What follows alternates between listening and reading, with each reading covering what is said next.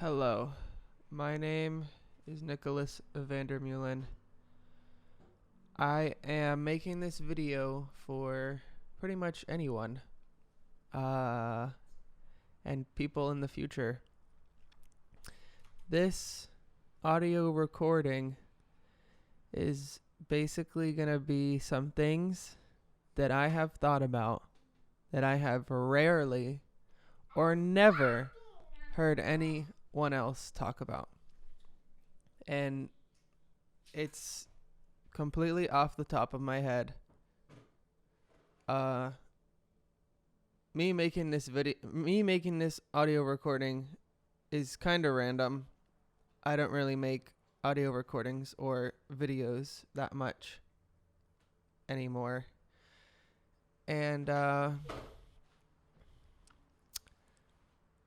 yeah, I just have some notes on my computer that I'm looking at right now, and I'm just going to tell you some stuff that I think about that mostly I don't think other people know this stuff, to be honest. Like, all the stuff I'm about to talk about, I don't really think anyone else even knows. So I'm going to be talking about some key points. And it's kind of in order. So let me just go ahead and start. The first thing I want you to know is that I don't think that there's a reason why the world exists. The world exists for no reason. I've often asked myself the question, why does anything exist rather than nothing for an infinite amount of time? And why does everything exist in this one specific way? Like, with us humans living as animals on a planet. Like, why is it this exact one specific way? It's like complete nonsense. And I don't think there's really an answer. Just because we're alive, we're able to ask the question, but there is no answer. The next point I want to make, or the next topic I want to bring up, is that everything is pre-calculated. There is no such thing as chance, no such thing as free will, and I don't think there's such thing as divergent realities. Chance is simply not knowing what is destined to already happen and accounting for uncertainty using probabilities. And free will is not real. It's an illusion, doesn't exist. All matter and objects in the universe interact with each other based off the laws of physics, and that includes our brains and the way our brains function. And I'm going to briefly go over these things again in a tiny bit more detail in just a second. But another thing I want to mention here is that there's probably only one timeline. Even if there are divergent realities that split as part of the naturally developed space-time continuum, then even those divergent realities are still pre-calculated, and because they are also bound by the laws of physics. Basically, just like how all of the past consists of only one possible timeline, when you look at the past and you think about what has happened in the past, it's all completely linear. It's a series of events that happened in one way. And basically, that's the same as the future. When you think about the past, the way you think about the past, think about the future in the same way. It's only going to happen in one way, and it's already predetermined just like the past. The past already happened. Well, basically the same thing can be said for the future. The future has already happened too. And I'm going to open up one of my notes here. This one. So basically, I don't think anyone really understands this, so that's why I'm making this audio recording. Everything is pre-calculated from the beginning to the end of time. There's no such thing as chance, and there's only one possible timeline. I think divergent realities are impossible, but I'm not entirely sure about that. The past consists of only one possible timeline, and so does the future. The future can only happen in one way. The entire universe is nothing but a chemical reaction, and what happens is completely based on how the chemical reaction of everything continues to happen. If you create a chemical reaction and repeat it with the absolute exact molecular configuration of whatever it is again, then the exact same thing will happen again every single time you do it.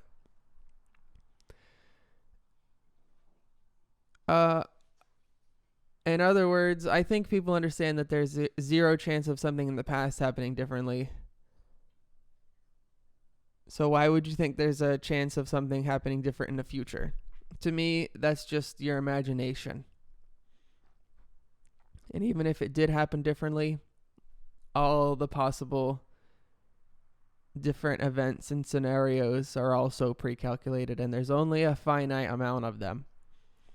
Because in any reality, only things that make sense are going to happen.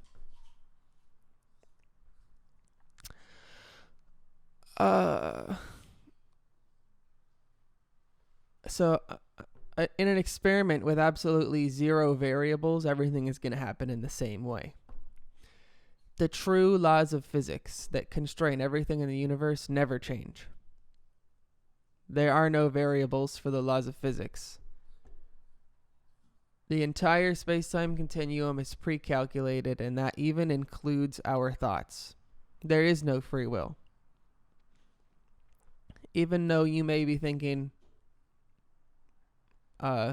some random thoughts, or you think you're thinking random thoughts, nothing is random.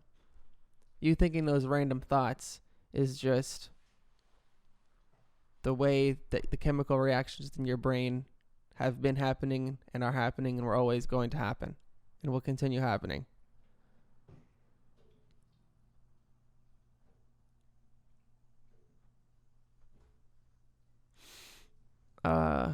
An analogy, I don't know, this is I'm just making this up as I go. But an analogy would be like a train on some train tracks. Even though everything happening may seem complex, and the way that our brains function is super complex, to the universe, it's just is simply like a train following a set of train tracks. It's only going to go one way.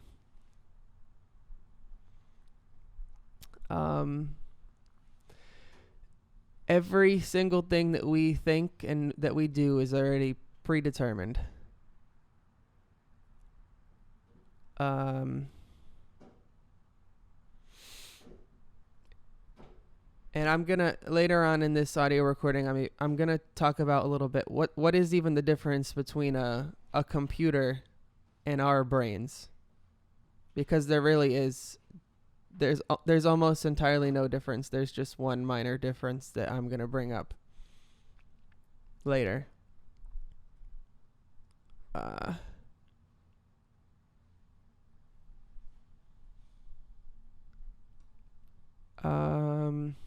Okay, so we're done with this note. So we've talked about, my first point is that the world exists for no reason, and that my second point is that everything is pre-calculated.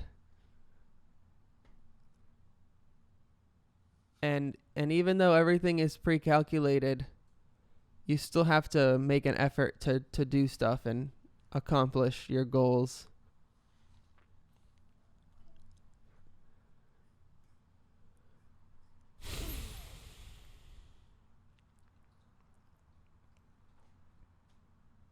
Okay.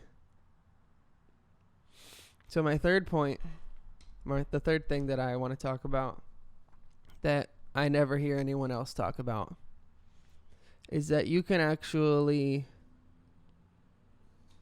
theoretically, recreate anything and bring anyone back to life. Kind of like copying and pasting in like a Word document. And that's, I'm saying that because everything in the entire world is made of atoms and molecules. And all atoms and molecules are identical to each other. They're identical units of the universe.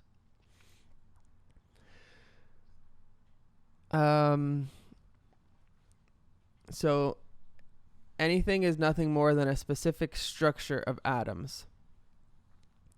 And if you can somehow record and recreate an exact structure of atoms and molecules, then you've basically recreated that object exactly the same, completely and totally, 100%. Like, if it's possible with futuristic technology to scan something and record the exact structure of all atoms and molecules that it's made of, and then recreate it again, it's the exact same thing, copying and pasting. If you did it to a person, the only difference would be that the person is somewhere else in space. You could copy someone from any point in their life. You could copy and paste any object in the world, and that's also basically like the most detailed you can ever be.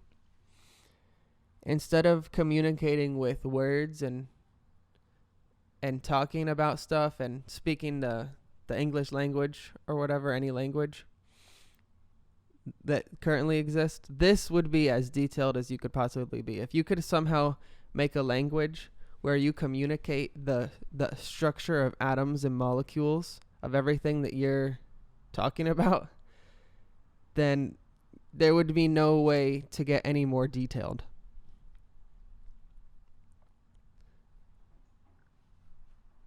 And if you were talking about multiple objects, you would just have to communicate the relation between them, like the distance and the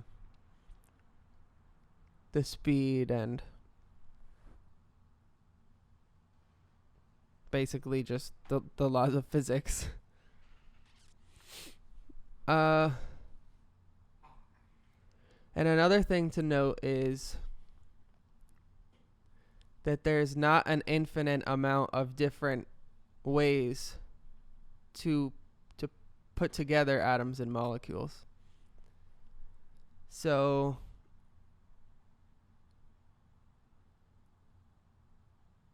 if you wanted to try to like recreate a person, there's only a finite, limited, small amount of ways that you can put the atoms and molecules together to actually make a person or make a certain person.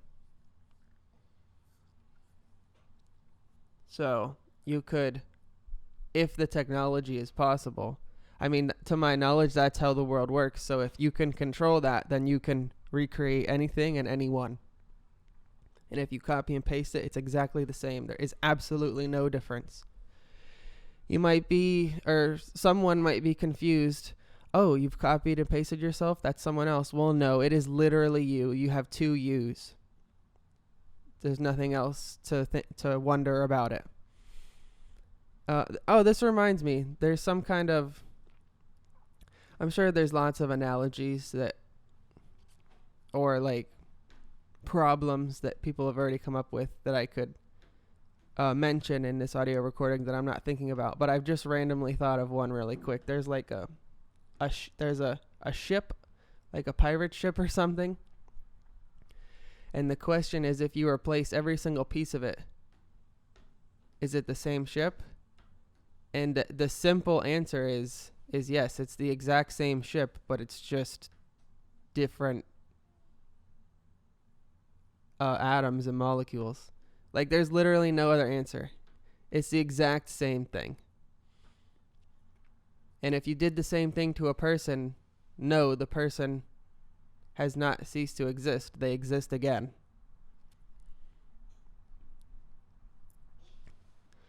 And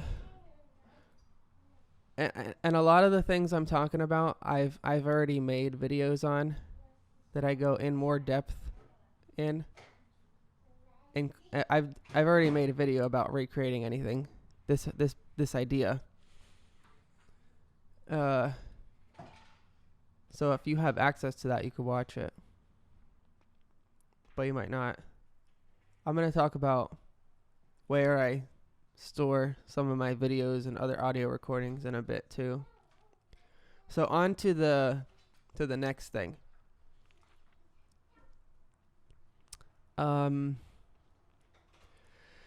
Death.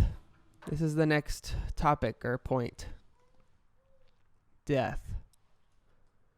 I believe that all religions are nonsense, whereas science is an attempt to understand the true nature of the universe. I might say that I'm atheist or agnostic. I would probably say atheist because there is literally no God. There are absolutely no gods. And nothing is ever certain. So, I mean, atheism is the obvious reality that we live in. But as a scientist, you can't ever be certain of something completely. You can only ever think, oh, this is what I have observed, or this is the evidence that I have been presented, or this is what has happened this many times, and it seems that it will always happen this way, but we can never be certain. I think agnostic is a little bit too religious, so I always say that I am an atheist, and that I only believe in science. I believe that humans evolved on this planet. And similarly to the first point, it happened for absolutely no reason. It's just the way the world works, for no reason. Humans evolved from a single cell on the planet Earth because atoms and molecules interact with each other in certain ways. That's the only reason, is because that's how atoms and molecules work. Just like how different crystals form in different ways based off what they're made of. The perfect elements came together in the perfect conditions, and life formed for absolutely no reason. And I think it's a likely thing too. There's probably other planets with life, because I've seen images of other galaxies, many, many, many galaxies out in space. And there's so many other planets that I would predict that there is other life too. I mean, the same thing is happening everywhere. We live in a galaxy, and there's a lot of other galaxies, and those galaxies are like the same as ours. They have suns and planets, and there's so many of them that there's probably other life too. I mean, the fact that you exist, I mean, think about it. You exist, like 100%. There's got to be other life forms elsewhere. But back to Earth. 99% of species that have ever existed have gone extinct. And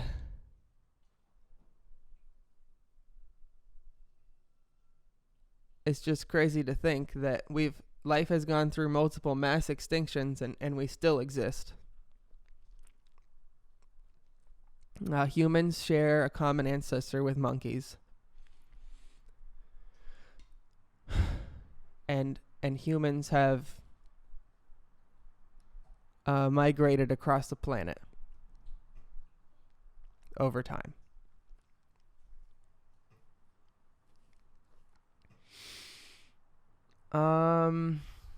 But this point is actually about death.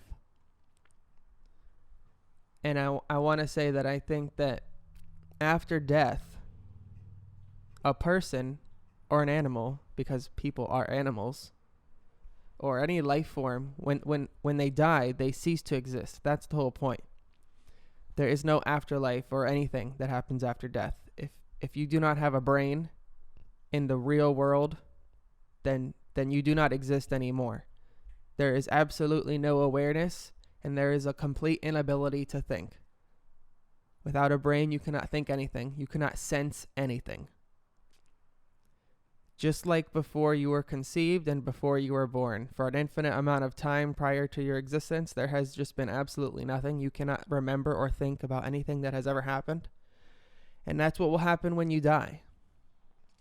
If you die. But if, like I just mentioned previously,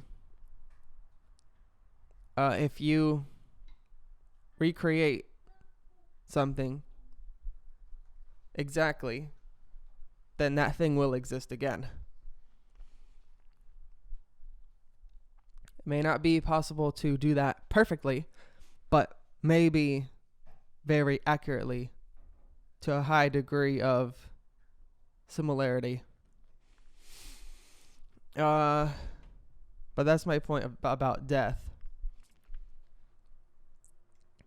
So we've talked about my first point, that the world exists for no reason. 2, everything is pre-calculated. 3, that you can recreate anything. 4, what death is. And now 5. This one, I think, is one of the most important topics here that I want to talk about, because I think that most people don't know this.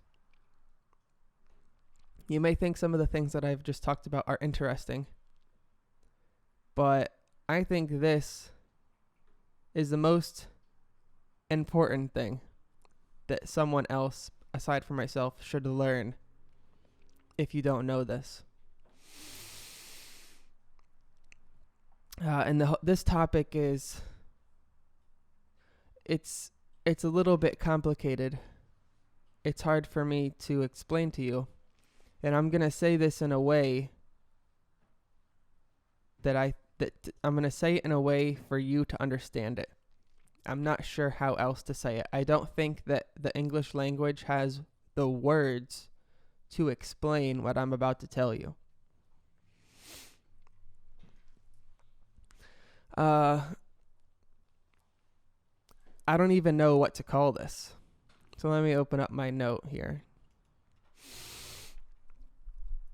what I'm calling this for now is the levels or the spectrum of sympathetic or empathetic or compassionate intelligence.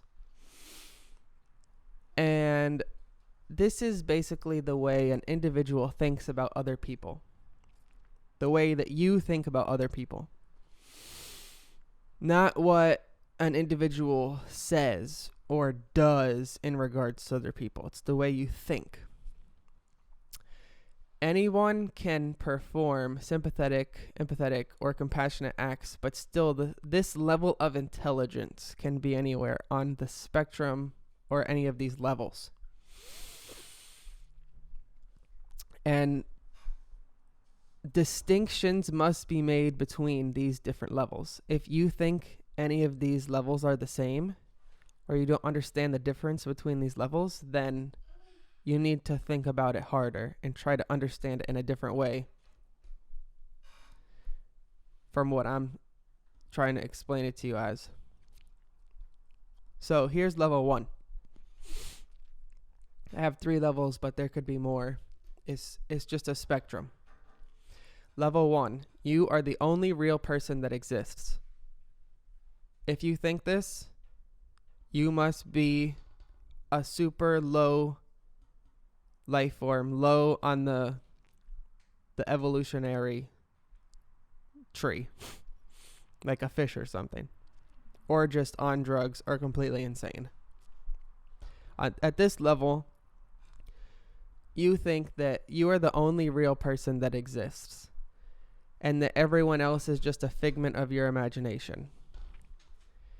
In a way that a gamer might explain this would be that you are a player character while everyone else is a non-player character, an NPC. And a person on this level has no remorse, and they are oblivious to the true nature of the universe.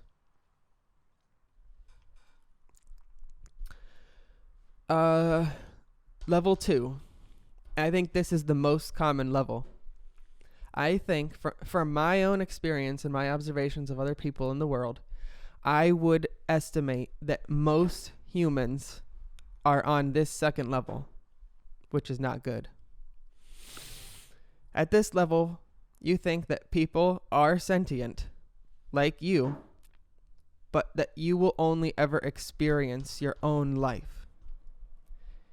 You are removed and separate from what you cannot sense and what other people can sense. An indication of this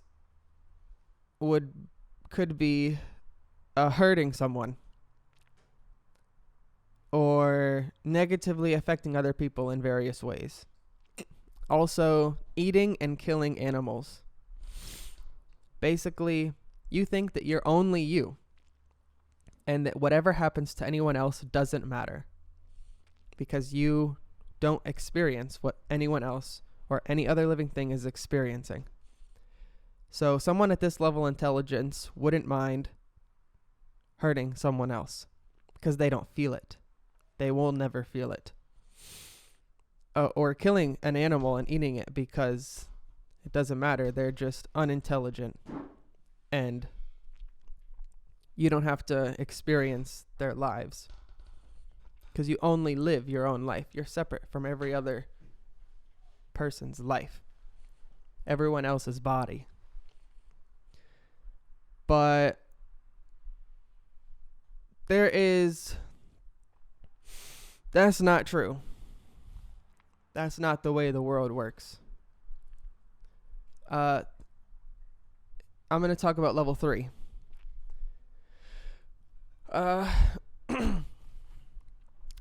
This is level 3.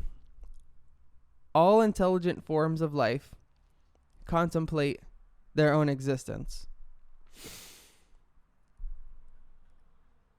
Like, it kind of does sound similar to the second, but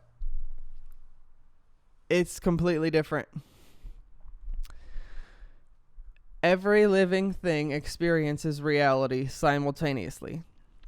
What words could I say to make you understand this? Everyone is themselves. You will live the life of every person and animal in the past, present, and future as thyself, as yourself. Like, it sounds like a bad translation from one language to another, but I don't know how else to say this. You will live the life of every person and every animal in the past, present, and future. Every life form that has ever evolved and lived and died.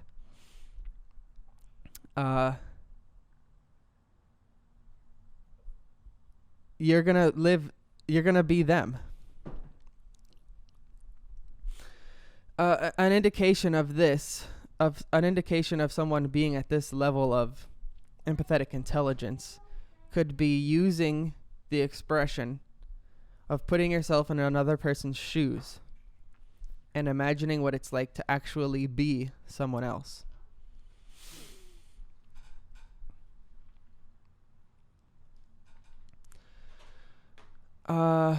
I think I have another note for this. Let's see.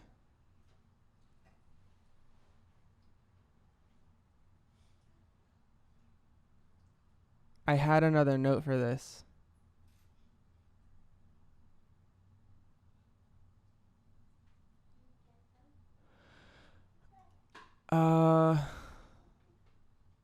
Yes, there is a separate note for this, but I don't see it. Oh, wait, here it is. Oh, yes, here it is. All right, here we go. Okay. I actually have this written as the voiceover for a commercial. Here we go. A commercial for Cryonics. It is a saddening aspect of the universe that billions of people, trillions of animals, and many more other forms of life have died in our past on this earth alone. It is difficult to imagine each of these lives in this short moment and grasp the overwhelming power of this thought. But let us briefly try to at least delve towards this deepest level of compassionate thought. With the dismay of these countless individuals, each lost to their own distant worlds, and with the consternation? I don't even know what that means. Hold on.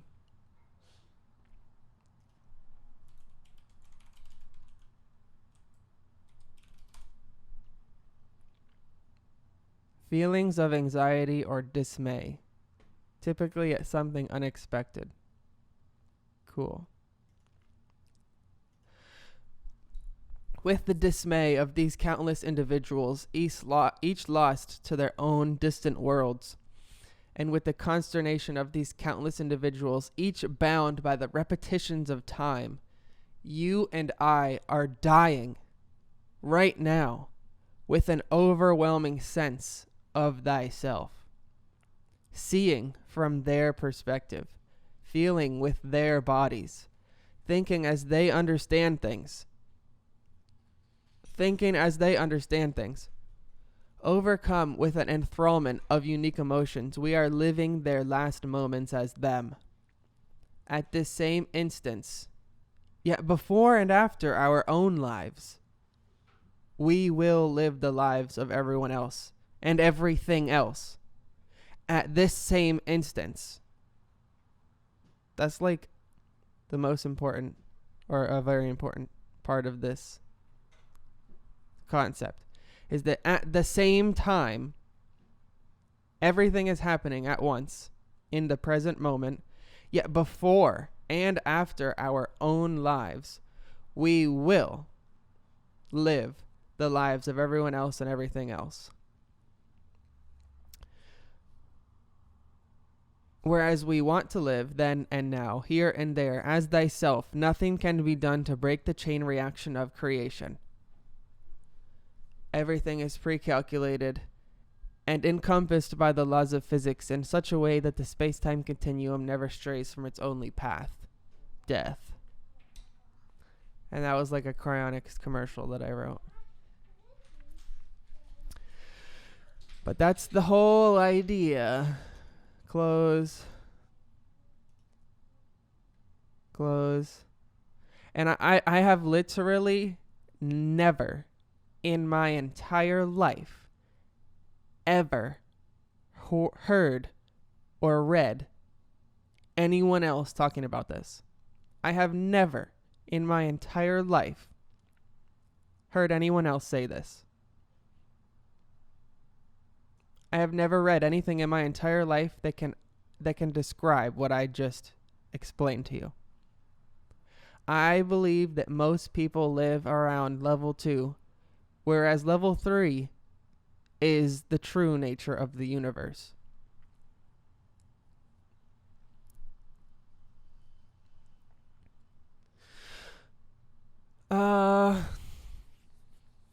So we're going to move on to the next point now, which is immortality.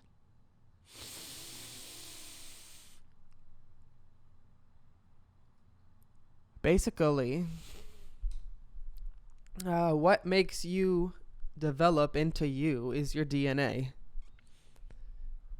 And the small little difference in our DNA between different animals is what make us our own species. I mean, like, how in depth do I have to go?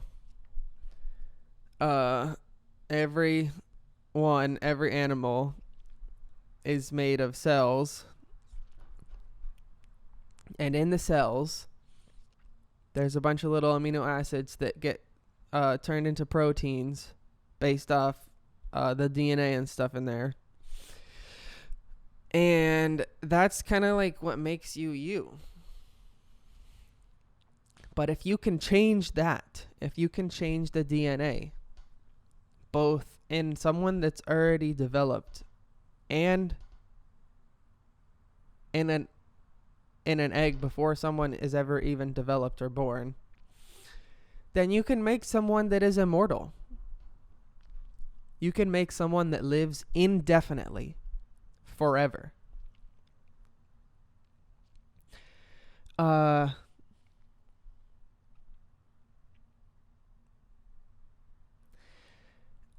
If you can somehow change the DNA in every single cell in your entire body, and like engineer proteins, I'm pretty sure it is possible to change the structure and function of every single cell in the body, both in a living person and someone that hasn't even been born yet, and make it so that they live indefinitely. And as long as they have energy, then they can continue to live.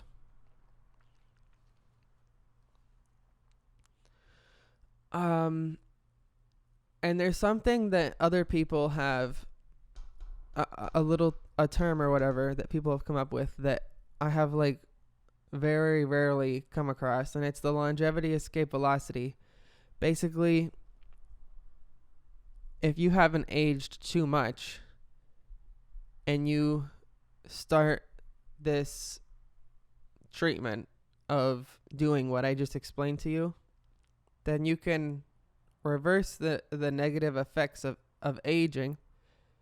And if you basically start this soon enough, you won't die. You'll revert back to perfect health and you'll start to live indefinitely. I don't think this is going to happen within my lifetime, though. I think that this is going to happen within the next few hundred years. Most, if not all, diseases will be cured.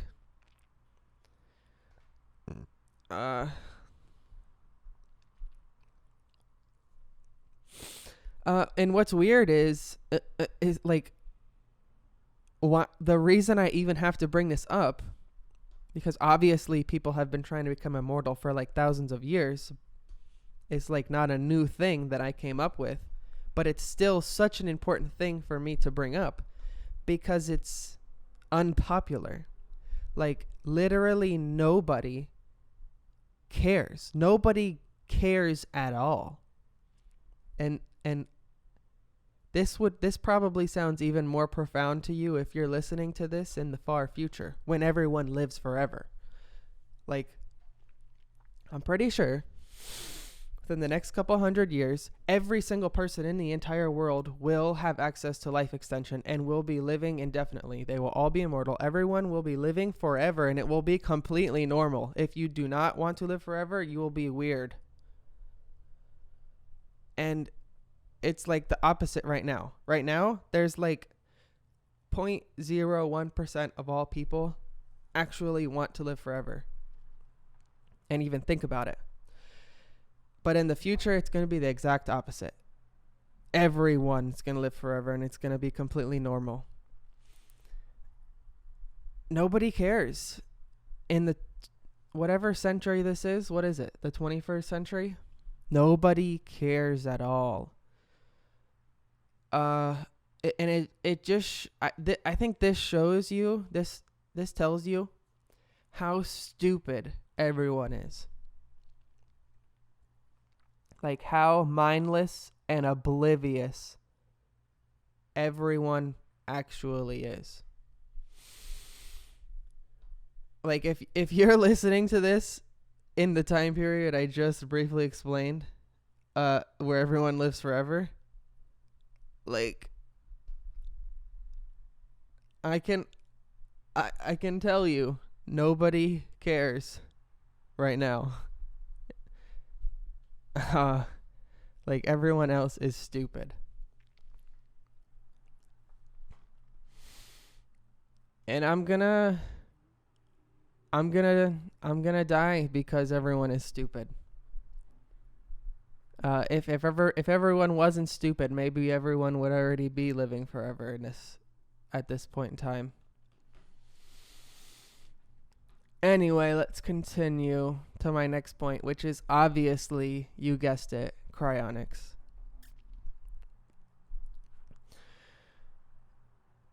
I don't think life extension and immortality is going to become available within my lifetime. I mean, I could literally just die right now and it's not available right now. So, what I'm more reliant on is cryonics. And there's a lot of information about cryonics on the internet, but I can briefly explain some things to you about cryonics that a lot of other cryonicists don't actually talk about.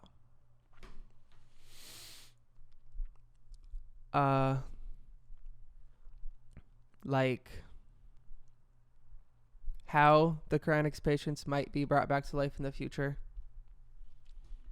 when and where they might be brought back to life in the future, and what actually is a successful reanimation of a cryonics person.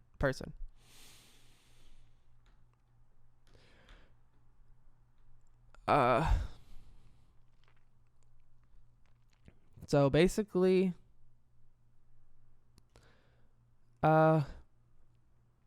if you remember some of the points that we've already talked about, when you're pronounced legally dead, you're not actually dead.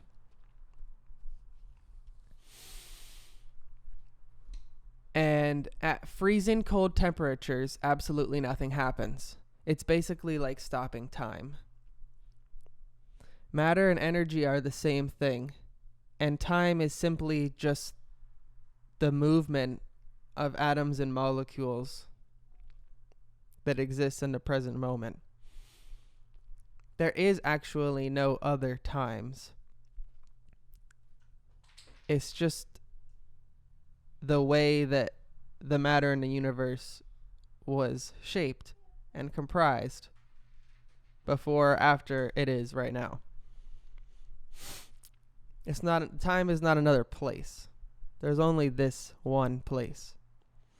And if you make something cold, it moves slower, and you basically stop it from moving through time.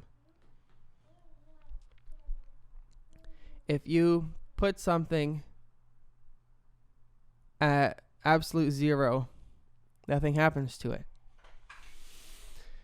And similarly, in the cells in your body, when you make it freezing cold, like liquid nitrogen temperatures, which is what the patients are put in, everything in your cells stops completely.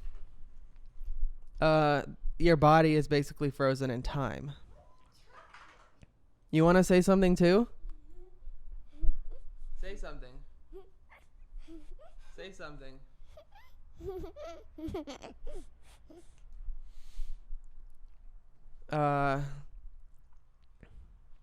Basically, important note when it comes to cryonics is that it's kind of the same thing as in vitro fertilization. You can freeze egg cells, sperm cells, and cancer cells. All the biological processes inside them stop, and that you can literally take them out of liquid nitrogen, thaw them in your own hand, and they come back to life. They continue living. The biological process inside the cells continue again. You can use them to grow more cells and grow animals and grow people again.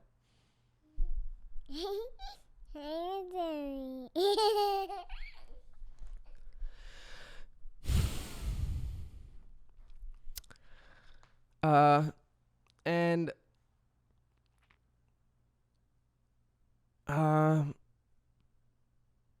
basically, you are your brain. And I'm going to talk about that again later, which is actually extremely important. But I'm going to bring it up now too. You are your brain. And if you freeze your brain and then you reactivate it, reanimate it with technology in the future, you come back to life.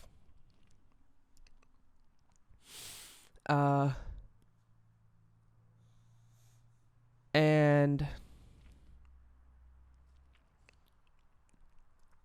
here's some of the ways that I think we might be brought back to life in the future.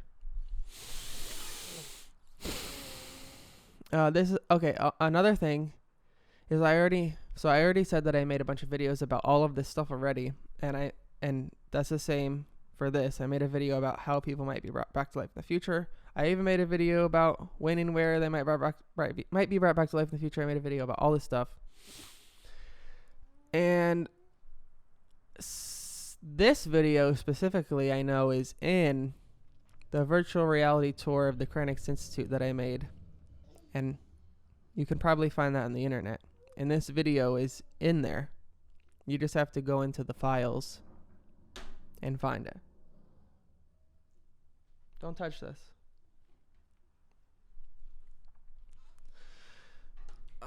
But I have the notes for that right here.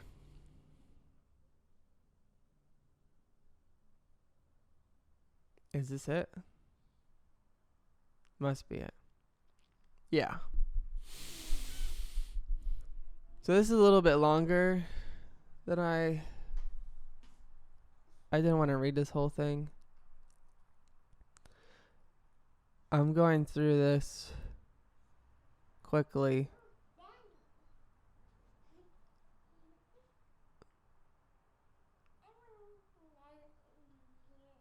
Our lives cling to this very existence by nothing other than the temperature of liquid nitrogen.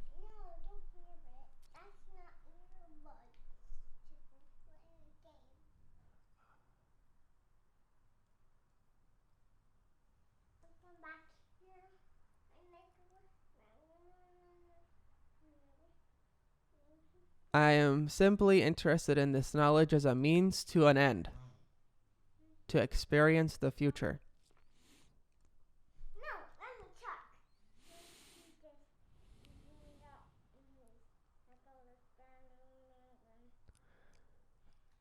check. So basically,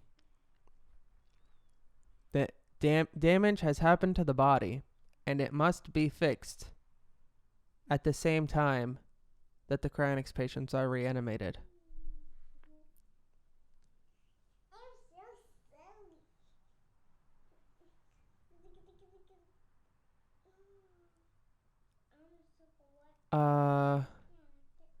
I'm also going to talk about this again, but let me know briefly, there is no such thing as a soul, and that you're just your brain.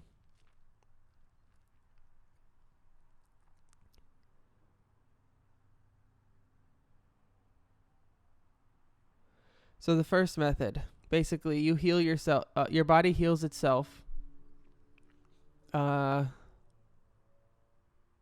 The cells and the cellular mechanisms are upgraded to fix themselves as you're being taken out of liquid nitrogen temperatures.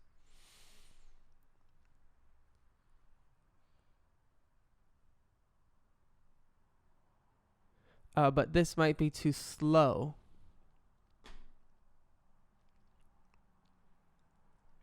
The second method is nanotechnology, little tiny robots that goes in and around the cells and can fix the cells faster than they can on their own.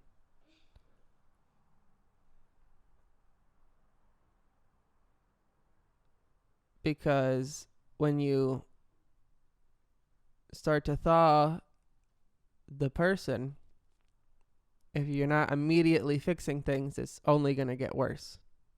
They'll continue to decay. But I don't know if this is going to be possible or not. Like if the nanobots can be small enough and have the capabilities that would be necessary to do this. Like if they could be small enough, have the tools, and be able to communicate and do it. I don't know if that would be possible.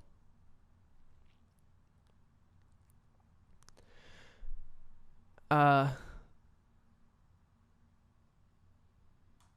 all of these different methods might be used in conjunction with one another.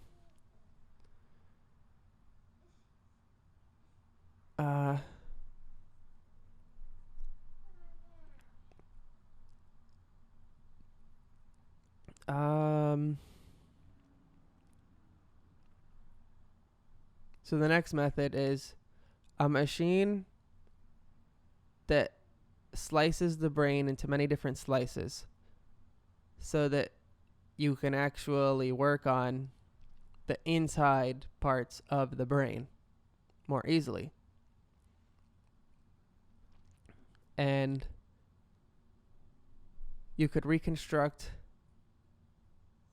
basically upgrade the cells so that they can be reanimated, and so that the brain slices can be combined with the other slices again.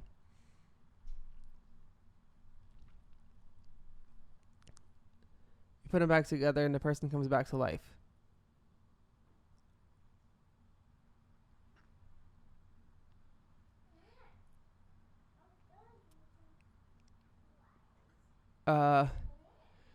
But even if that wouldn't work, then you could slice the brain and scan all of the different slices,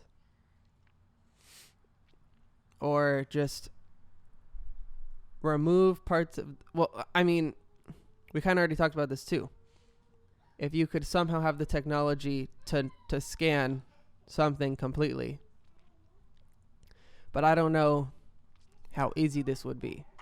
It might be necessary for you to progressively destroy the brain, like layer by layer, as small as needed, and scan and record the way that it's put together as you're doing that. Make a 3D model of it in a computer. And then with that, you might be able to do a couple things, like live in a virtual reality, or then recreate, like, or 3D print, or maybe grow that brain again. And if it's the same as before, you are the same person. It doesn't matter that you have a new brain. If it is the same, you are the same person. But even if it's 95% the same, or 85 or whatever percentage the same, then you have been brought back to life, and you are this percentage of the self that you were. And I don't even care what that percentage is. If it's any percentage, then it's a success.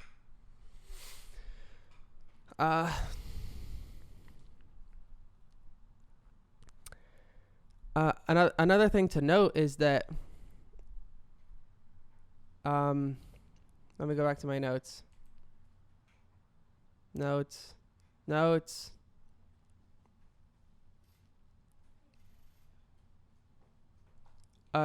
Basically that you are your DNA. Like even without the brain. Let's say that you cryopreserved someone's arm, or just their DNA. You don't even have the brain. You could then clone that person, and they would be like an identical twin. I wouldn't say that that's you, but at least that's what's going to happen. We already have the technology to do that. At the bare minimum, that's what could happen. At the bare minimum. And I believe that people in the future should do as much as they possibly can. And if that's all they can do, then they should do that. But I seriously doubt that that's the best that people in the future can do. That's what people can already do now.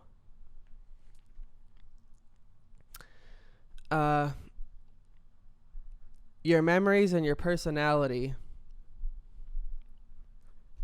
are basically the neurons in your brain, the connectome, which is the way that your neurons are put together. Your memories and your personality, to my knowledge, are basically, I made a whole entire video about this too.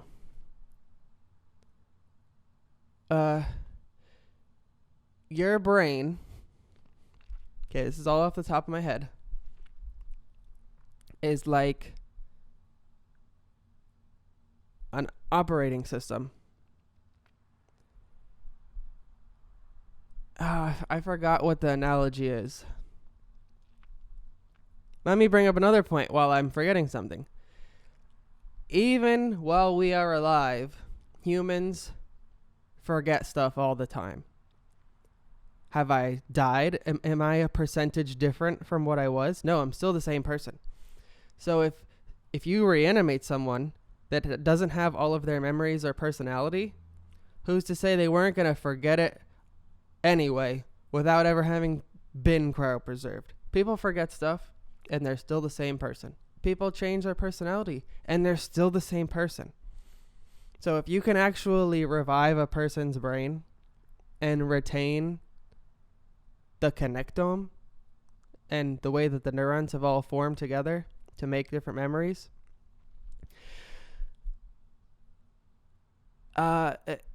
even without all of the memories and without the person acting 100% the same way, it's still the same person.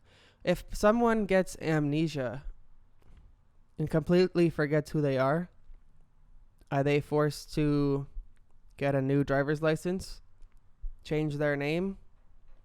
They're just the same person that doesn't remember who they are. But I don't even think that's going to happen. I think it will be possible to reanimate the cryonics patients with the memories and their personalities. But what I was saying is,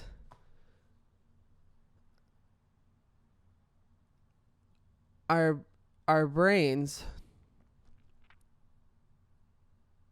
are all wired. They all work the same way, but our memories are different from each other's in the way we think about stuff. So if you think about an object like an apple, and I think about an object like an apple, there's like, you would have to convert the data from the way your brain understands it to mine. We understand it the same way. We imagine it as what it is on Apple, but the shape of the neurons in the connectome, the part of the connectome responsible for the way I remember an apple, that it is red, that it is round, what it tastes like, what it smells like, everything that I think of when I think of an apple. The neural pathways, the shape of the neurons that are responsible for that in my brain are completely different from the shape of them in your brain or anyone else's brain. So all you can really do when you're reanimating someone is just fix the cells without knowing. I'm just speculating, but without knowing that this exact cluster of cells in my brain is how I remember what an apple is. Without knowing that that's what that memory is, you'll just have to fix it, and then I will still know what an apple is. And if it is not fixed properly, then I might forget it and just simply have to relearn it. And there could be lots of redundancies. Like, there's lots of different ways to think of an apple or different apples. There's probably different parts of the brain that are responsible for remembering different parts of what an object is, like an apple. And then all of those different parts have multiple different ways, different collections of neurons and different, like a tree, like different portions of the connectome that make that memory possible. And the shapes of mine are different from the shapes of everyone else's. But if you can keep those and fix them and make it so that the electricity flows through them the same way you do while you're alive, then you'll still remember that and you'll think about it the same way. But if not, you'll just do it again. You'll just relearn it. So basically,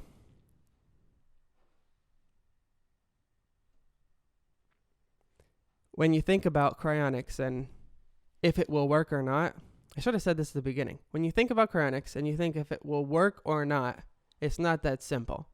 It's how much of someone's memories and personality is retained and still functions. How much of it needs to be replaced? How important is it? Does it even matter? You're still going to be the same person. You still have your DNA.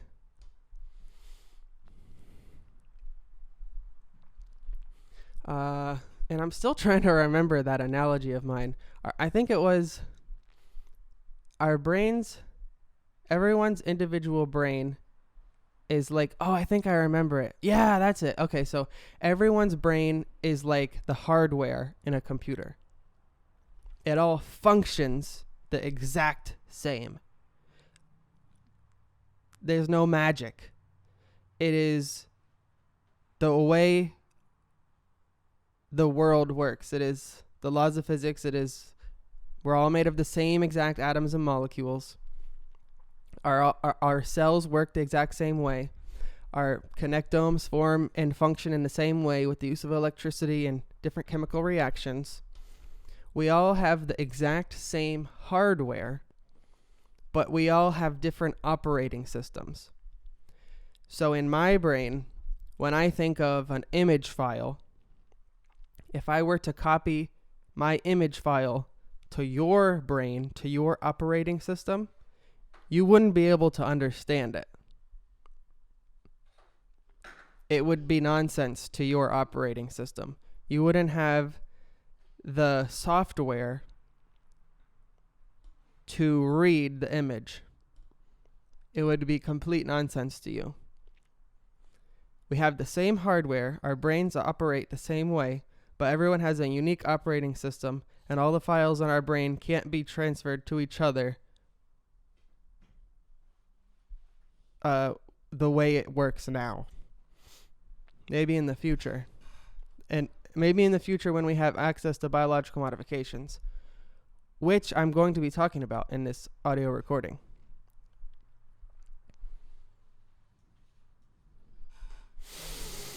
What are you doing?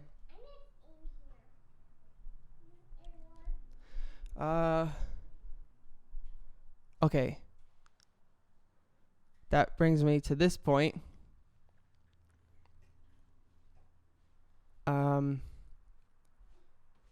Another reason why Cryonics is definitely going to be successful is because even without memories and personality, which I think will likely be retained throughout cryostasis and remain after the reanimation, I also have recorded my entire life in pictures and videos and documents, audio recordings, things that I've written, and it's all stored in various different places so that when I come back to life in the future, I can see it all again. And I look through it even while I'm alive. Even now, I can go back to a picture or a bunch of pictures that I took years ago and think, oh yeah, that's so cool. And I have all of it for my future self too. I mean, are we even alive now compared to the intelligence of humans in the future? We can't even remember anything. Like, we're probably just as dumb as other people think animals are now to people in the future.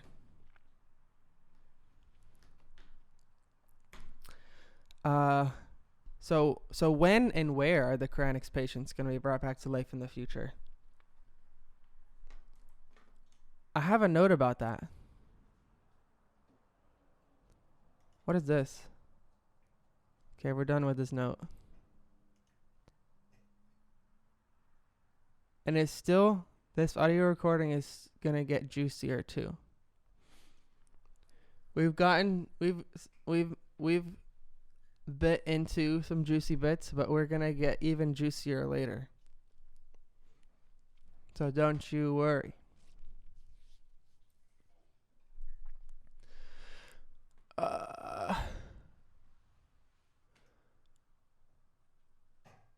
So we talked about a bunch of different ways the Cryonics patients might be brought back to life in the future.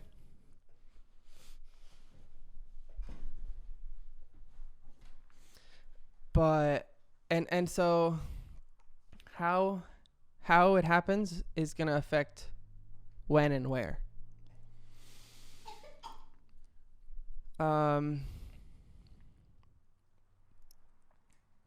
So if it's like only the first method that I talked about, basically you can just make the body heal itself easy peasy, then maybe they'll just be brought back to life in the cryonics, the cryopods that they're in right now, the cryostats. And they'll come back to life exactly where they're being maintained within cryostasis right now. Oh, and that reminds me, the only real issue with cryonics is if the cryonics patients can be maintained within cryostasis long enough. That's like the biggest problem, is if the companies are going to stay in business long enough, and if they can prevent anyone else from messing with the cryonics patients until people have started to begin living indefinitely, and everyone's like, oh yeah, like just bring them back to life. It doesn't even matter. Just here you go. Just do it real quick. Yeah, we can all live together forever. Whatever, doesn't matter. Easy peasy.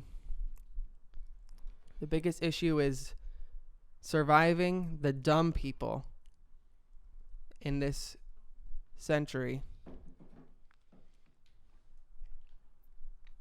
But let's skip to then. They might be reanimated in the cryostats that they're in right now. I mean, if it's the easiest thing in the world. I don't really know.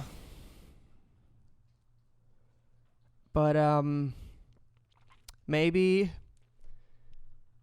some equipment, however the nanobots work or whatever scanning technology is needed, maybe that's all brought to the Cryonics facilities. Then the patients are transferred into some kind of like other chamber or machine, and they're reanimated in those while at the Cryonics facility. Or there could be other facilities where all of this technology is developed and machines that people don't want to transfer somewhere, or that it would just make more sense for whatever reason to transfer the patients to another location and use that technology at that separate location to bring them back to life somewhere else. Like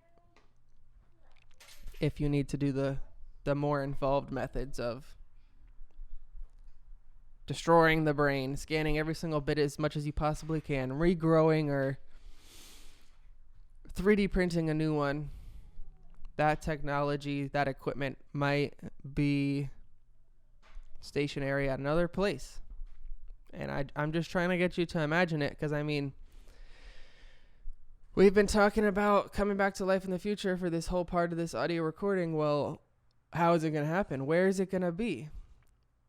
Like, I want to be there already. I want to be alive in the future now.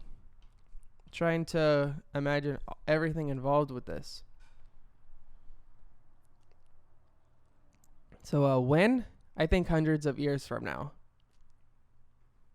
I mean, everyone around me is really stupid. So, and I mean, nothing has really changed for like a long time.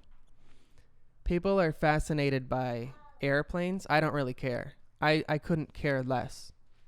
It's literally just a shape. There's nothing fancy about that.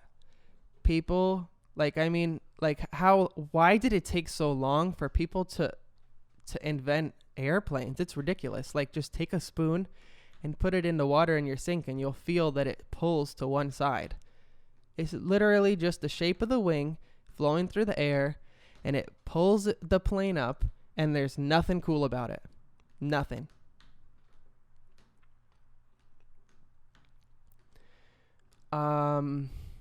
What else? Phones. Who cares? It is literally, and TVs, it is literally just a bunch of little colors. It's just a bunch of little lights that change colors. Nothing more. The red, the green, and the blue lights change colors to make you think you're looking at something, to make a picture. And then the pictures move to make a video. It's the dumbest thing. Real interesting technology, and this is a point we're going to talk about, is virtual reality, where you think you're in another world and you literally connect your body to a computer and you sense things in a virtual reality. That's real good technology. Like, that's actual advancements in technology. I mean, most people use cars and they just roll around on little wheels and they have simple little engines. I'm not impressed by the level of technology that humans have developed. And in hundreds of years, it hasn't changed much. I don't believe within the next couple decades anything interesting will happen at all whatsoever.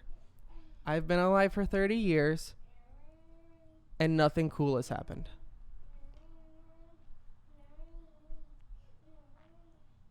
Like, actually cool and complicated and interesting and something that seems like magic. That reminds me, there's like a quote, sufficiently advanced technology is indistinguishable from magic. Yeah, nothing in the world seems like magic to me yet. So I think it's going to be hundreds of years. I mean, there's no technology that exists today that is anything like any of these things that I've just mentioned that would be needed to bring the Cryonics patients back to life. But I completely understand like the basics of how it would work.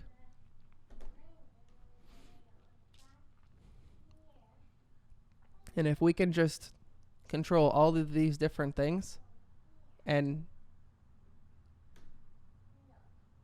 do enough experiments over enough time, then we'll finally figure out how to do it and have it work.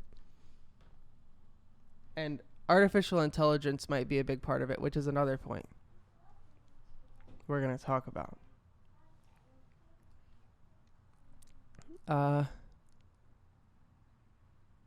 Oh, hey, I think I found that note. Let me just read through this bit right here. Even though you can watch this video.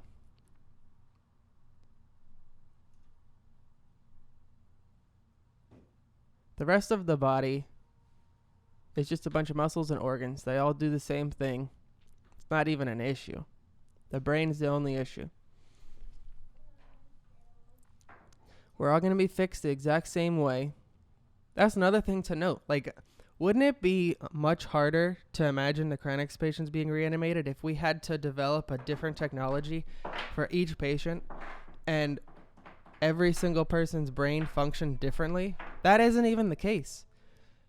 Everyone's brain functions the same way. We're all going to be fixed in the same way. Everyone's brains function in a similar universal way with the use of electricity and chemical receptors. However, the memories and personality of each individual is encoded into the brain with the use of a totally unique collection of neural pathways. My neural pathways enable me to recollect what a specific cat looks like, or that enable me to revisit the taste of pizza, are a completely different shape, completely different number of neurons, and a completely different location from another person's neural pathways used for their own recollection of the same cat or taste of pizza.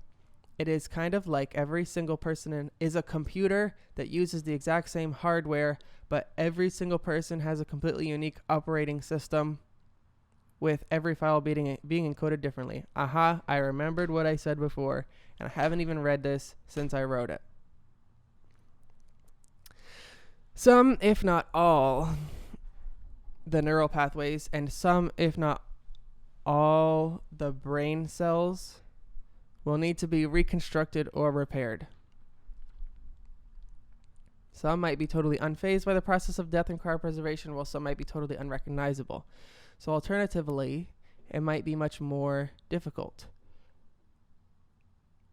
In which case, this would be using the machines required to perform futuristic scans of the brain and slicing it into hundreds or thousands of pieces. I honestly hope that it doesn't have to be like that, but if it does, I don't care. Just do it. Doesn't even matter, to be honest, actually. Repair it, put it back together.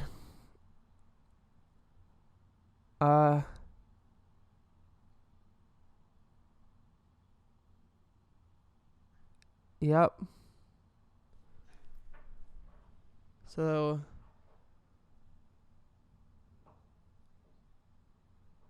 another thing is involving when is people are going to have to be already living forever, because we're not going to bring someone back to life just for them to die.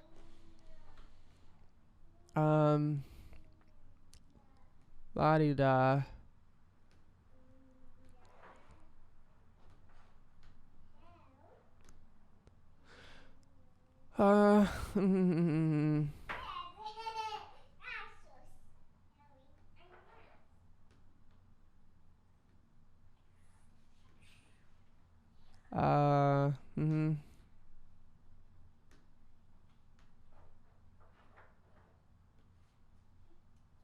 This is a lot of stuff written here. I'm skipping through this.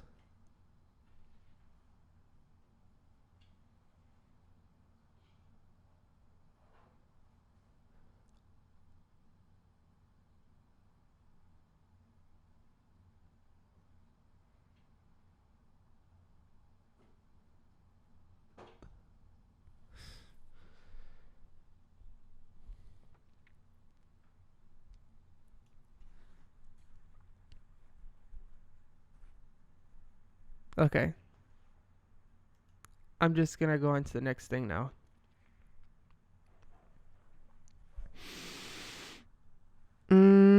Biological modifications.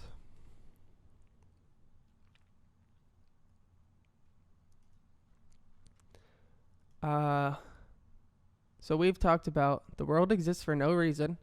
Everything is pre-calculated. How to recreate anything. What death is.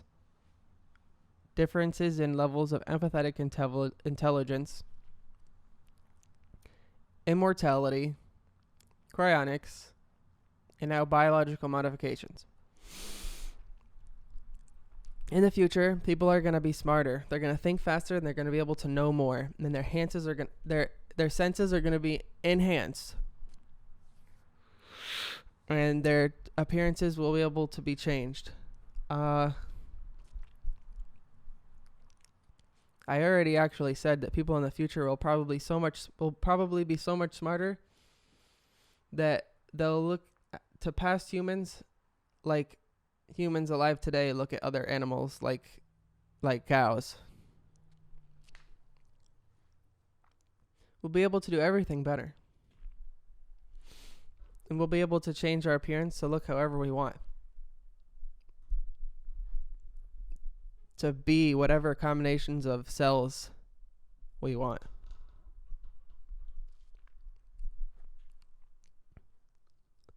I honestly didn't really write any notes for that aside from that.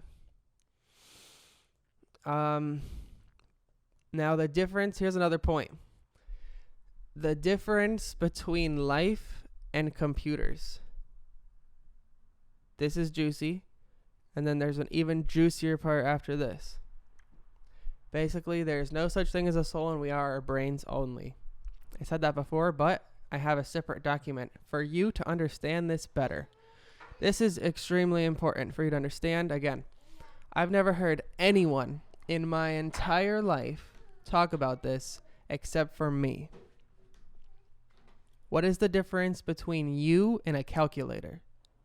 I'm going to tell you right now. And it's not a soul. There's literally no such thing. Can you tell me what part of your body is a soul? The fact that people talk about that is ridiculous. So, this is extremely important for someone that has never thought about this to understand this. And I've never heard anyone else ever talk about this before in my entire life. What is the difference between consciousness and automation? Obviously, a computer can physically mimic through simulated images, such as a video game, or automatic robots, such as the Terminator, human or animalistic behavior. It can mimic external emotional expressions, and it can mimic intellectual abilities. But a computer is absolutely not conscious of its own existence. The reason is generally because a computer does not have a human or animal-like brain. The brain is what creates a constant flow of consciousness. The brain is the soul. But more specifically, what exactly inside the brain is it that creates consciousness that a computer lacks? With the thought of destiny set aside, the fact that everything is pre-calculated and automated forever, receptors within the brain that utilize various chemicals are what create consciousness, at least for us humans. Physical stimulation through pleasure and pain, emotional feelings such as happiness and sadness, anger, fear, excitement, and tenderness, and positive or negative interpretations of thoughts, all discerned by chemical receptors, are what create a constant flow of consciousness and are what define a soul.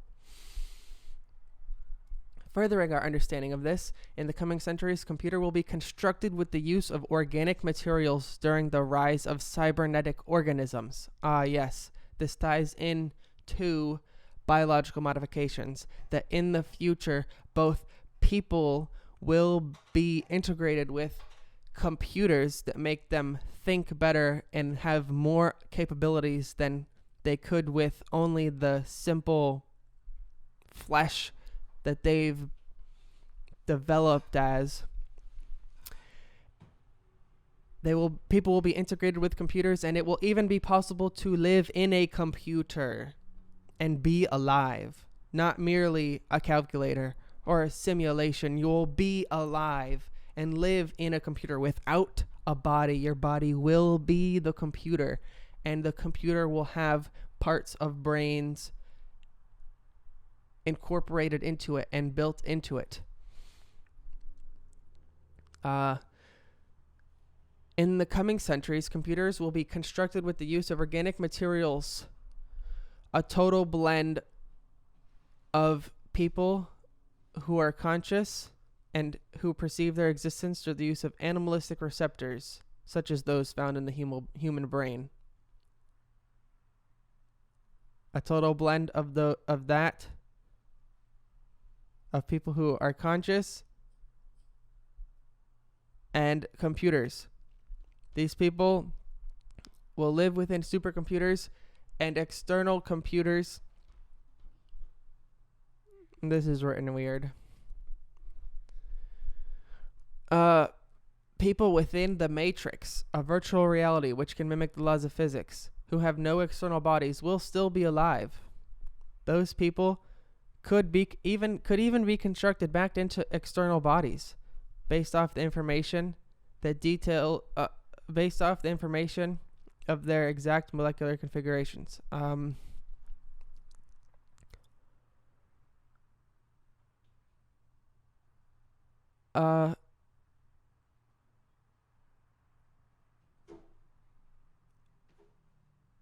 Okay, so I've written all kinds of things here. What is this? Okay, so yeah, I basically covered that.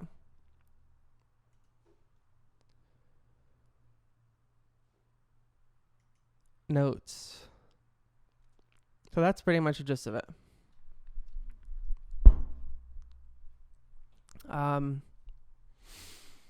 If you build a computer with human chemical receptors in it, like in a human brain, and you activate it, it will be alive, just like a human. If you make it think that it is in some kind of environment and give it senses, and you allow it to think, even though it doesn't have a body, even though it thinks just like a computer nowadays or like a calculator, if it has these human chemical receptors in it, you can have multiple people and animals and life forms that are alive in a computer. You can have a robot in the real world that is alive and that thinks and that contemplates its own existence and is conscious and is sentient. But only if it doesn't have to have a brain. It has to have the chemical receptors that are found in a brain. When you make the robot or the virtual reality, it doesn't have to have like a brain in a jar that's connected to the computer. The computer can have the chemical receptors inside of it. You wouldn't even see the brain.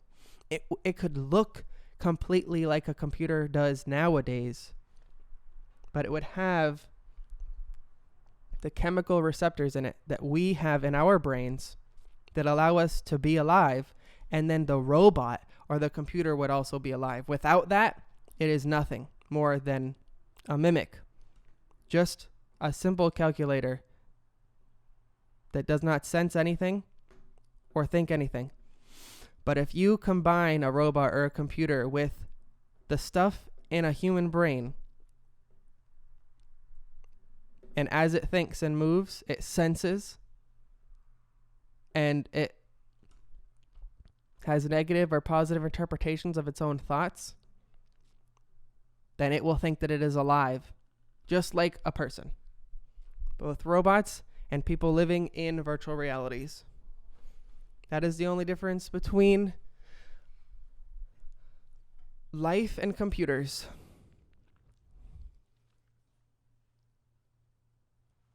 There is no such thing as a soul.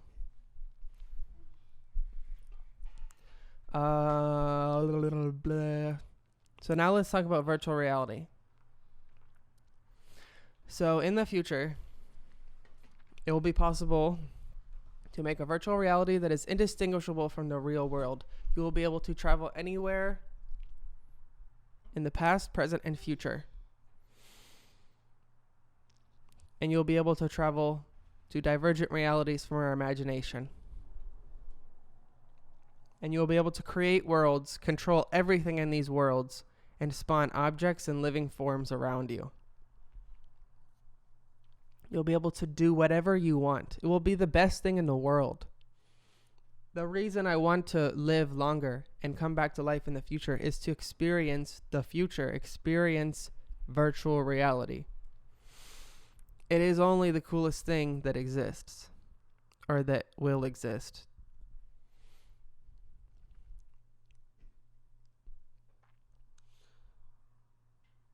I mean, it already exists in the form of video games and making your own games. But it will only be much, much, much better in the future. It will be indistinguishable from the real world.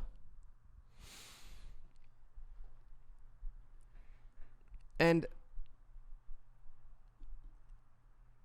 everything, it gives me the idea that everything is timeless. All of the places that could ever exist, that have existed and that will exist, they're all waiting to be experienced and traveled to in virtual reality. All of the objects that aren't currently being interacted with, all of the people that aren't currently alive could be alive, and all of these objects could be interacted with. They're waiting to be interacted with and experienced in virtual reality. Everything is waiting to be experienced in virtual reality.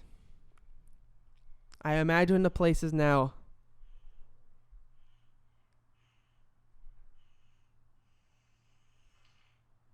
I want to go there now. So let's just go on to the next note. This is one of the juiciest parts of this audio recording. Something that I have never, ever heard anyone else talk about in my entire life is that people need to make suffering in virtual reality impossible. And this could arguably be the most important thing in the world, especially considering what I was talking about earlier when it comes to empathetic intelligence, that everyone is real and that everyone's lives will be lived. This is the most important thing in the entire world. This is the most important thing in the entire world. To make suffering in virtual reality impossible. And I have a separate document for this. This is the most important thing in the entire world. And I can only wonder if it has already been done in the future or if it has not. Because we already know everything is pre-calculated. And we can only wonder what has already happened before the end of time. Oh, wait, hold on. Notes. Yeah, we already talked about this. Yeah, okay. Now this. Yes, this. I'm just going to read this whole thing. This is the oldest. This is like one of the oldest things I think this is the first thing I ever thought that nobody else has ever talked about that is so important. This is one of the first things I ever wrote down. Let's see what it says. I don't even remember. My name is Nicholas Vandermeulen. It is my belief that computers that are designed and constructed with the incorporation of brain cells, as well as mechanical computing devices that can be equipped into the brains of animals such as humans, are the two most important man-made objects to regulate and control in the entire universe. I believe that regulating these computers that can simulate various complex systems such as our environments and even the human mind is the most important task for humanity that exists now. It exists now. This is the most important thing that any human in the world could do now, and that will continue to exist until the end of time. I mean, like, aside from venturing into space and ensuring the continued existence of humanity and preventing more mass extinctions, I believe that regulating these computers that can simulate various complex systems such as our environments and even the human mind is the most important task for humanity that exists now, and that will continue to exist until the end of time. So you know what I'm voting for. It will be more prevalent in the distant future where technology becomes obviously more powerful. But here during the 21st century, we the people have the chance, I said we the people to make it seem more like, I don't know, like a national thing. Like you should get pumped about it. We the people have the chance to make the most difference. We the people can ensure a future of security and prosperity by realizing how important the absolute law and government of future computing technology actually is right now.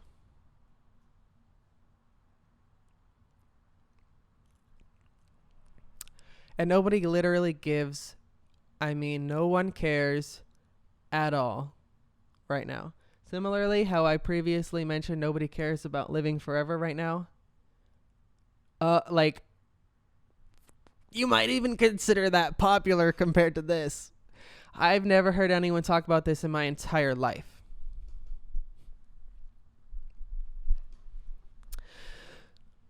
Okay, let's see. There is a big difference between a mechanical computing device that does not contemplate its own existence or feel emotions and the gelatinous brain of a human being that perceives reality and does feel emotions. That difference being chemical receptors within the brains of animals and humans that create the sensation of emotions and consciousness. Bridging the gap between super intelligent computing devices and chemical receptors found in human minds that have emotions is the most important act in all of time, which needs to be regulated more than anything at all. Both the act of equipping mechanical computing devices that can simulate various complex systems onto the brains of humans and the act of enhancing mechanical computing devices with chemical receptors found in the human brain must be totally managed everywhere forever. There will never be anything more important than managing this anywhere life can be found for eternity. This is like an epic movie. Let me elaborate further. A computer can be constructed to work with human brain cells and human-like neural pathways. Whether this be achieved through implanting a mechanical device inside a human brain, or this be achieved by incorporating brain cells into the design and construction of a computer. These are two methods of integration that must both be recognized and that must both be regulated. The second method would enable computers to not only become conscious and perceive reality like humans, but also enable computers to simulate various complex systems such as humans that also become conscious and perceive the reality of the computer. Yo, whoever wrote this is a genius. This is like so well written. Like, I totally agree with what this says and how it was written. It makes total sense to me. Like, there's no better use of the English language to describe this. It's like a poem.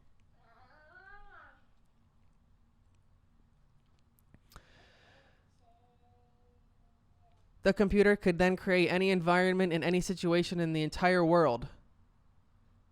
Do I even have to give an example? Any environment in any situation in the entire world that the conscious humans or animals would have to endure.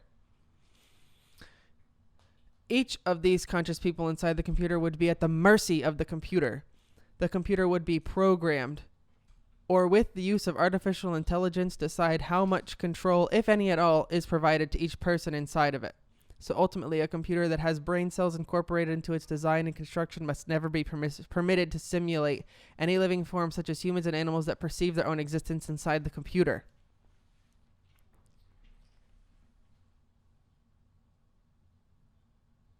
And I say permitted, but it must be made physically impossible.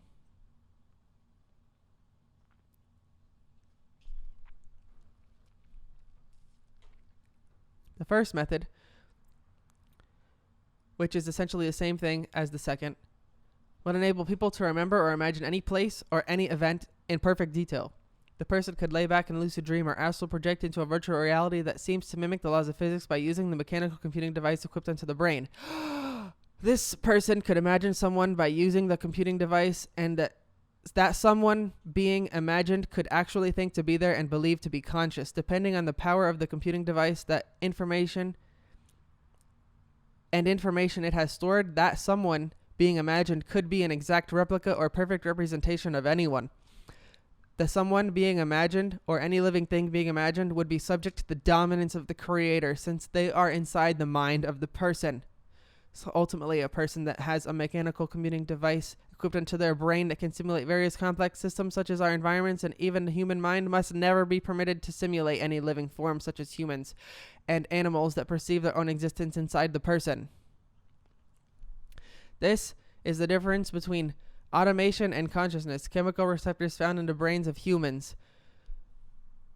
Physical stimulation through pleasure and play and emotional feelings such as happiness and sadness, anger, fear, excitement, and tenderness, and positive or negative interpretations of thoughts are all discerned by chemical receptors and are what create a constant flow of consciousness. Chemical receptors are what define how we perceive reality.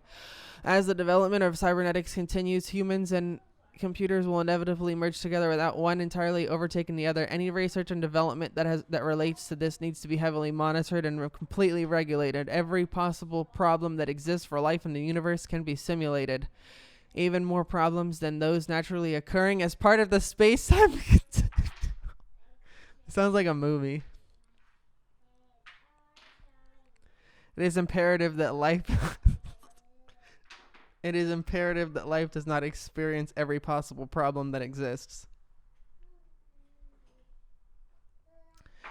If you don't understand what I'm saying in the last couple sentences, I mean that in the future, someone could have a computer that they simulate a world with people in it, and the people think they're actually real, and you can just kill them forever as many times as you want and torture them in the most gruesome imaginable ways as many times as you want. That is what needs to be made impossible. Physically impossible. Like, it is possible, but it is possible, and there's no way to change the laws of physics, but people that make computers in the future must never make computers that can do that. Like, computers in the future need to be made in some way that they cannot be altered or changed to be able to do that in any way. Yeah. What do you want to say? I don't know. What did you say?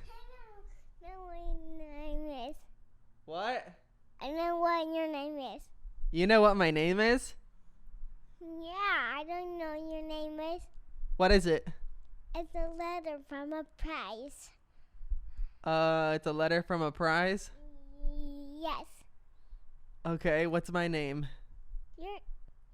Your name is Vandermeulen. A Vandermeulen.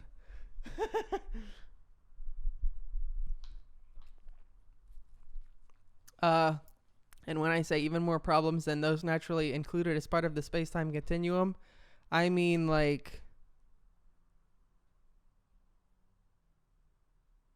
whatever the worst torture method in the world is right now, just imagine that you can do things that aren't even possible.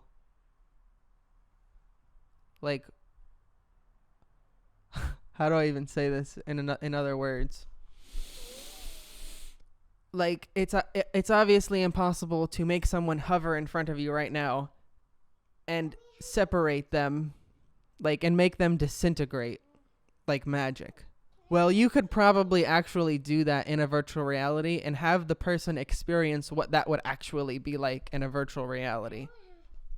And imagine what it would feel like and make them feel that. I know what you're doing. You're just learning your letter. I'm just learning my letter? Yeah. Okay.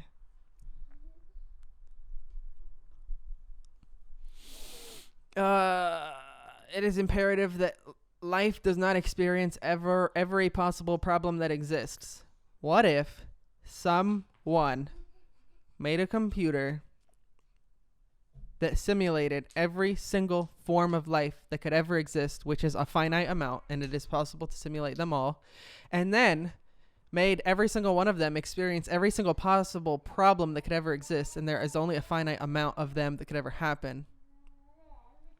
And then they made it happen multiple times for a long time. You could probably even make someone think that something has already happened forever and that it is going to continue for forever. And I don't want to experience that. And if you're only on the second level of empathetic intelligence that I just made up, then you probably don't care, like everyone else in the world. But if you're on the third level, like me, then you obviously care because you don't want to experience that.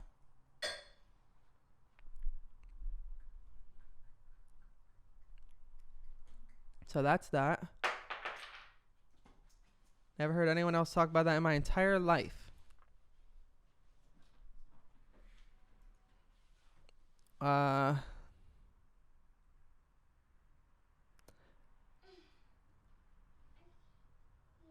Okay, the last thing we're going to talk about,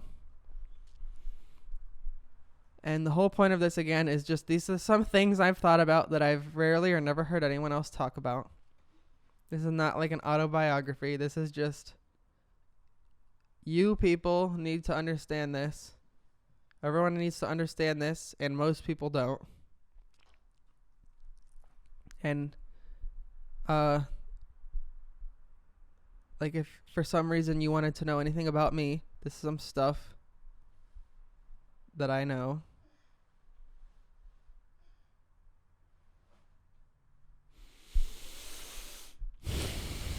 The last thing we're going to talk about is that artificial intelligence will be able to do anything.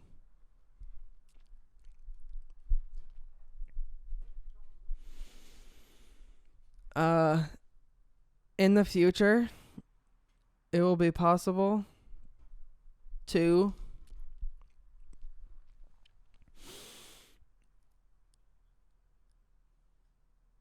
ask a computer what is the most efficient and effective way to do something, anything, and it will do it for you. Because again, there's only a finite amount of ways to do things. And I don't think a super intelligent, I don't think a super artificial intelligence will even have to calculate what is possible. They will already have so much information available to them that they will be able to figure something out super fast, like kind of like a maze. Like you could go through every single possible way in a maze, even if it's like a absolutely huge, absolutely ginormous maze, and you have a computer go through every single possible route and stop once it finds the end. It won't even have to do that because there'll be more things involved. And with the information available to it and its ability to learn things, it will be able to, without having to go through every possible way, it will be able to get to a solution quickly. And it will do it. I don't know what else to say about this. I don't have any notes for this. I have nothing written for this. I didn't really think about this too much. You could say, hey, AI, what is the most efficient and effective way to build a jet engine? And it will just give you the plans for it once it has enough information available and tools. Once it can perceive reality and sense the world, once it knows as much as we do, it will be able to think so fast that it will just immediately tell you, this is the best engine for the use that you want to use it for. This is everything you need to know about it, all the materials, where to get the materials from, how to put it together, like how it works, and it will tell you that anything that you would want better than this is impossible. This is the best possible way to do it. And then if you give it physical tools and the ability to make it, it could just go ahead and make it for you. It will just make it and it'll be there for you to use. It'll be able to do anything without humans even understanding it, without even humans having to figure it out for themselves. In the near future, AI will be so much smarter than people that it will be able to answer questions and do stuff so complex so quickly that we will have technology and things that we don't even understand fully yet, and we'll be able to use them and have them already.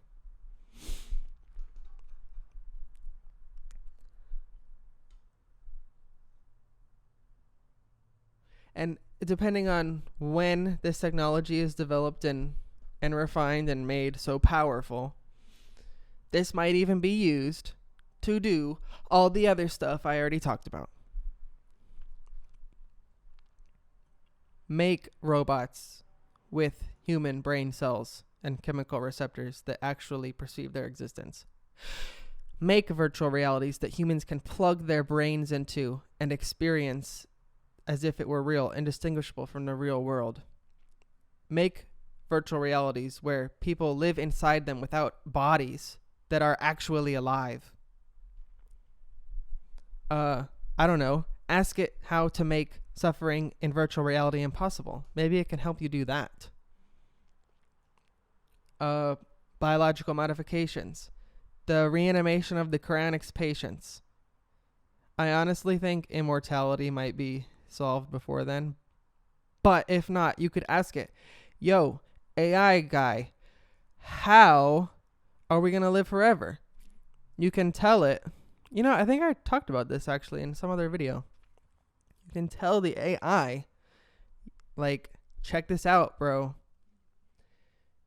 This is how human bodies work. Can you make it better to make us live longer? Can you engineer better proteins, better cells? Can you engineer DNA to make it so that a person grows to be like a human, but they just live forever? It might be able to do that if it has enough information. If you tell it, like, this is amino acids, this is the function of each protein. What if we had proteins that did this? What if this wasn't part of our body? How can we get rid of this disease? And it'll be like, yo, I got you, fam. This DNA right here will make a person that has like no disease and lives forever. That's all you need. And it'll do it.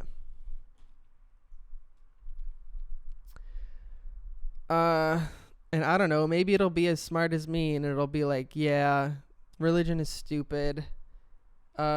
Yeah, like if you copy something, it's the same thing. There's like really nothing else to it. It's not that like complicated. It's not like that's what it is. Yeah, everything is pre-calculated. There's only a finite amount of things that can even happen. Like, who cares? And yeah, why does the world exist? There's no reason. It's whatever. So those are the points that I wanted to bring up. I just simply thought, like, nobody else cares. Nobody else knows. And since I'm you and I'm going to be everyone else, I wrote this down and I talked about it. I mean, it would be so much better if I think it would be so much better if everyone else already knew. And like, I didn't even have to worry about any of this and I could just like chill. But I cannot chill. I have to panic.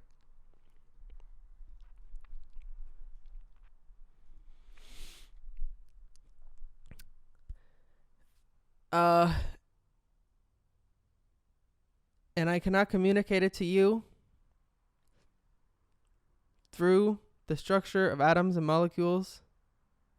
I can only tell this to you in English. So hopefully you understand what I'm actually thinking. And that's it. I'm done.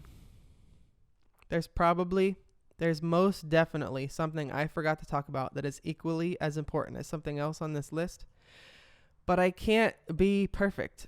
The only people that don't make mistakes are the people that do nothing.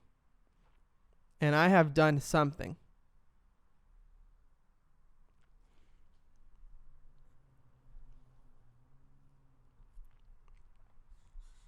So this has been some things I've thought about that I've rarely or never heard others talk about. The world exists for no reason. Point 1. The world exists for no reason. Point 2. Everything is pre-calculated. I have never in my entire life heard anyone say that or talk about this in the way that I have talked about it. 3. You can recreate anything. I mean, I've seen bits of science fiction shows where this happens, but I've never heard anyone talk about this like seriously. So that's 1, 2, 3, 4. Death. 5. Empathetic intelligence. Never in my entire life I've ever heard anyone say that before. Immortality. If you're listening to this in the future and you're thinking like, yeah, everyone lives forever, well, and like it's like normal, that's crazy. Nobody cares in the 21st century. I'm gonna die. Cryonics. Hold on. 1, 2, 3, 4, 5, 6, 7. Cryonics.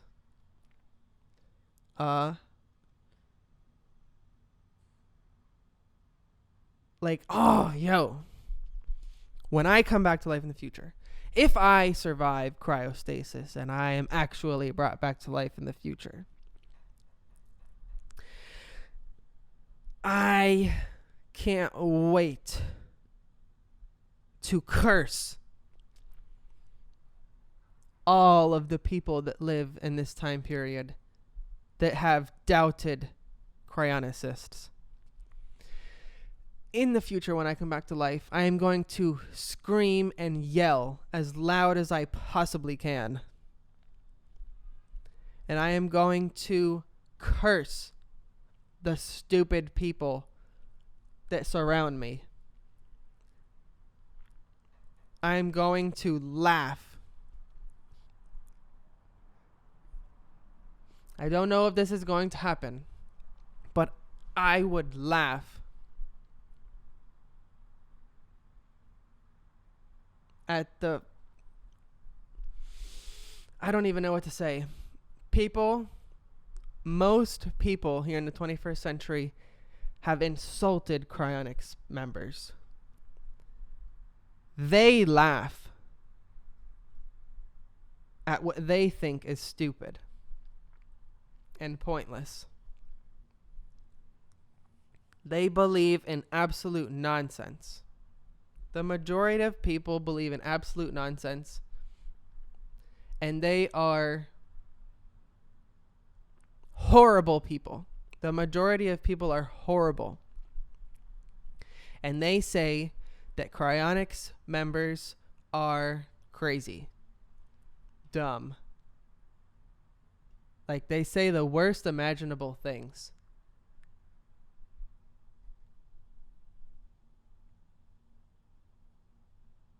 But honestly, I have never argued with anyone in my entire life.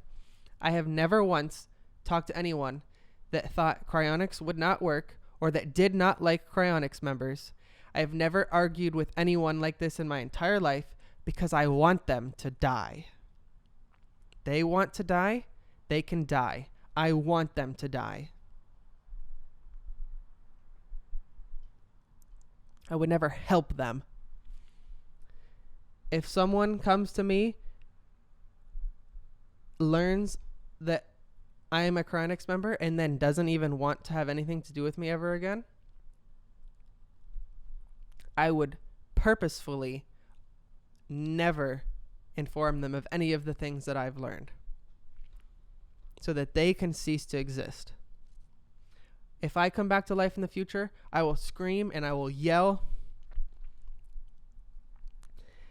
And I will be so glad that I have come back to life in the future and that everyone that has ever doubted me is dead. And I will yell and I will cheer because of it.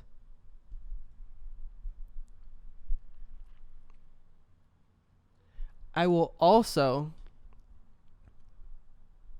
yell because I survived.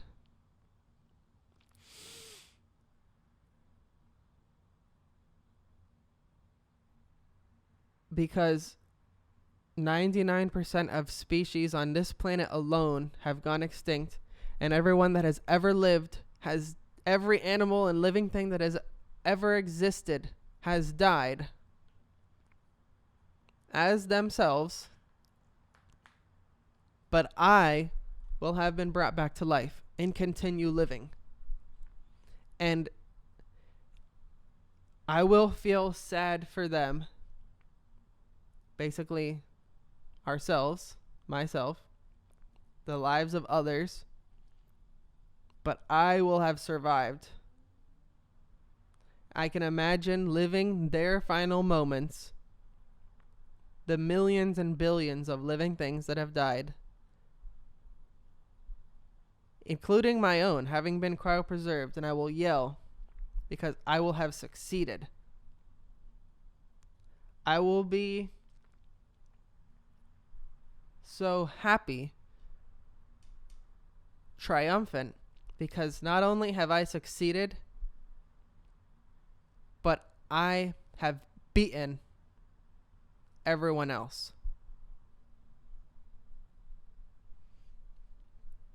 Not sure what else to say about it.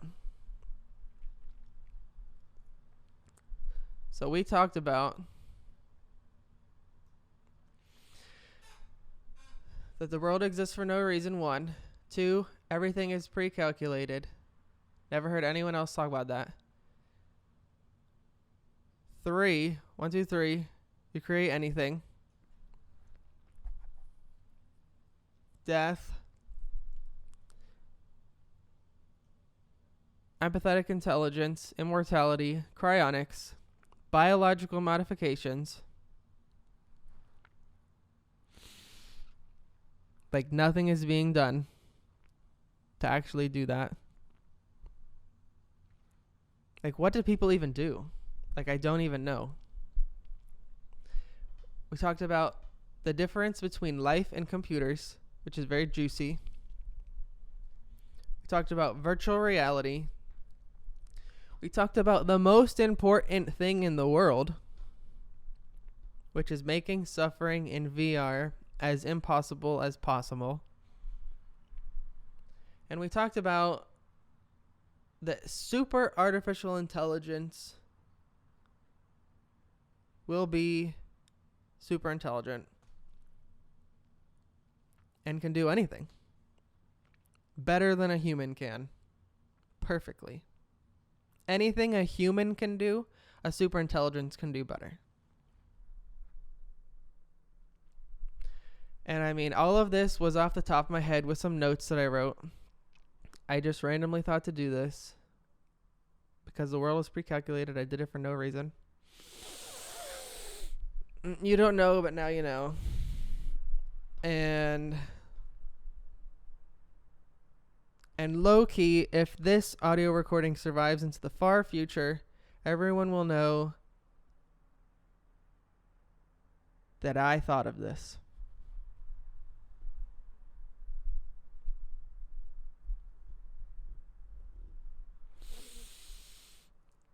And hopefully this audio recording was even saved in my computer. Let's check.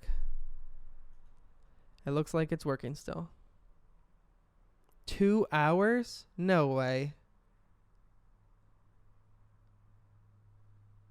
What? That's crazy. Everything is crazy. I don't know. Let's kind of like I didn't really start this off with anything like I didn't plan to say anything cool at the beginning. I shouldn't plan to say anything cool at the end.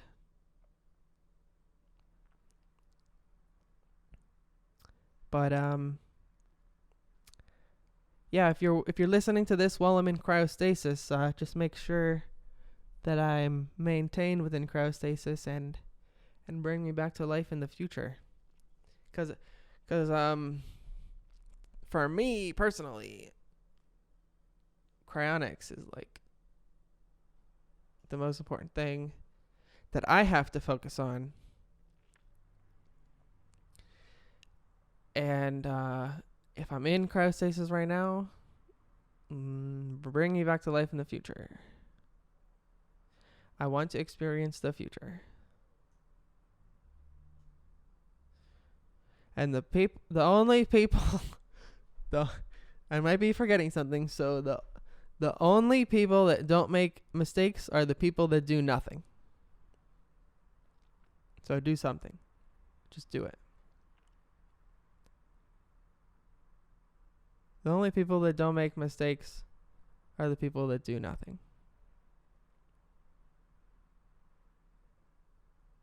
Now, which button do I press? The stop button or the record button again?